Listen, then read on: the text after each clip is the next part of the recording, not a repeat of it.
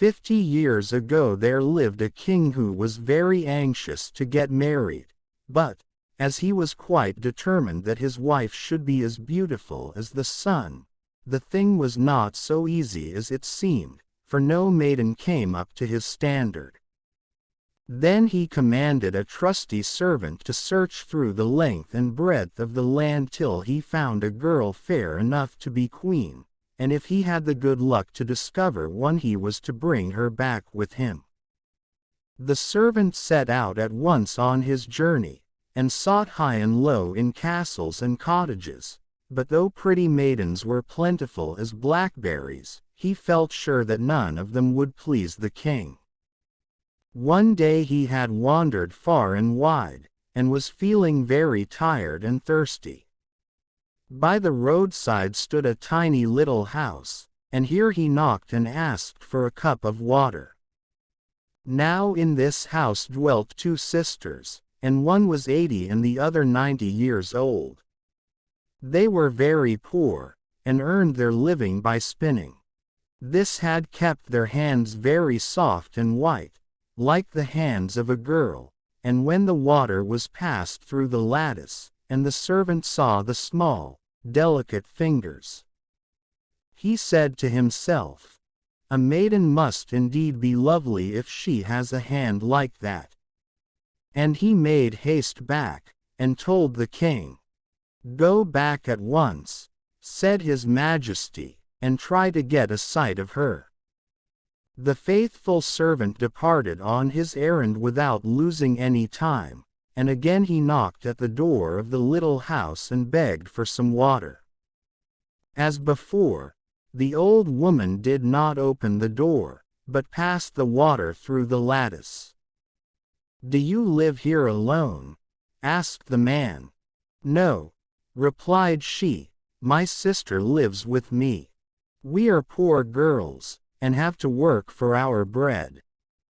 "How old are you?" "I am 15, and she is 20. Then the servant went back to the king, and told him all he knew. And his majesty answered, "I will have the 15-year-old one. Go and bring her here." The servant returned a third time to the little house and knocked at the door.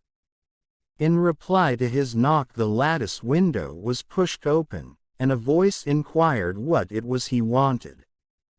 "The king has desired me to bring back the youngest of you to become his queen," he replied. "Tell his majesty I am ready to do his bidding, but since my birth no ray of light has fallen upon my face.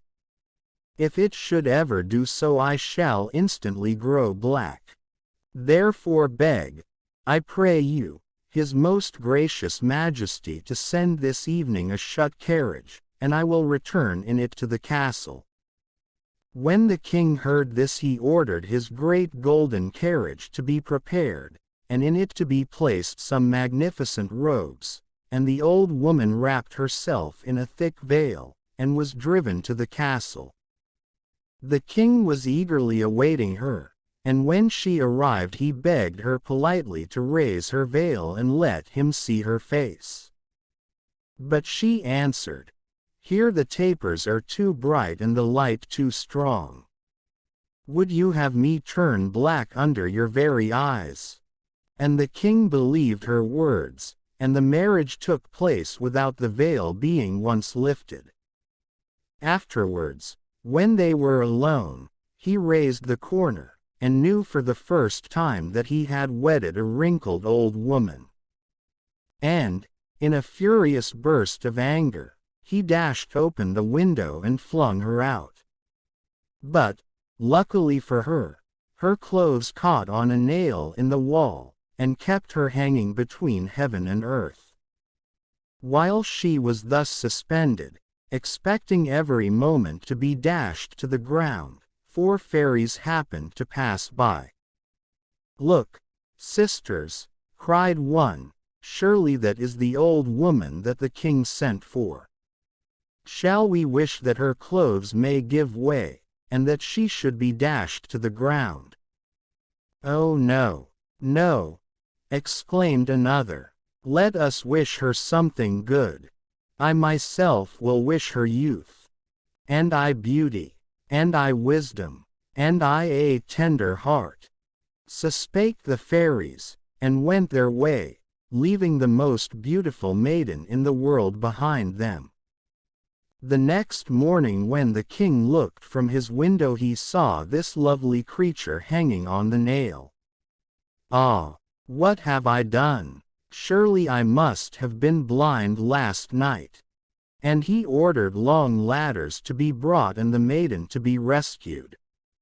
Then he fell on his knees before her, and prayed her to forgive him, and a great feast was made in her honor. Some days after came the 90-year-old sister to the palace and asked for the queen. "Who is that hideous old witch?" said the king. "Oh, an old neighbor of mine, who is half silly," she replied.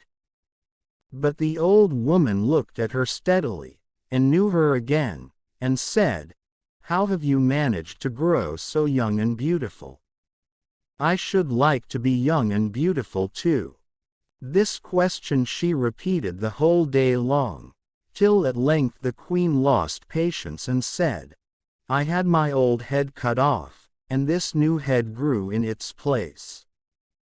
Then the old woman went to a barber, and spoke to him, saying, "I will give you all you ask if you will only cut off my head, so that I may become young and lovely. But, my good woman, if I do that you will die." But the old woman would listen to nothing, and at last the barber took out his knife and struck the first blow at her neck. "Ah!"